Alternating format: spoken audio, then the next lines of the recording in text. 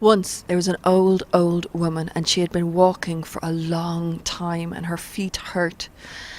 And finally she came to a little town, and she went up to the very first door of the very first house, and she knocked upon the door. A young woman answered. "What do you want?" "Oh, I'm just passing through, and I was hoping you could spare a little bit of food or something to drink." "No, I've nothing for you." And the young woman closed the door in her face.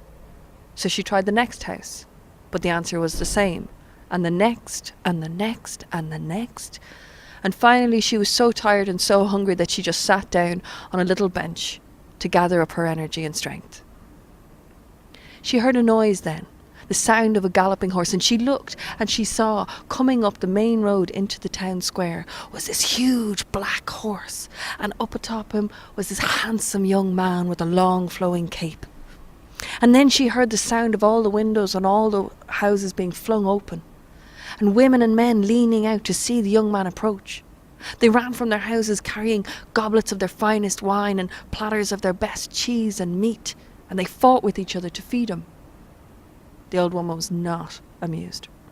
She waited until the crowd had gone away, and she made her way up to the young man on the horse, and she got his attention the best way she could, tugging on his trouser leg, and he looked down. "Yes? Excuse me, are you the king?" "Me? The king? No, I'm not the king." "Oh. Why do you ask?" "Well," she says, "when I got here I knocked on all these houses, and not one person spared me a morsel of food.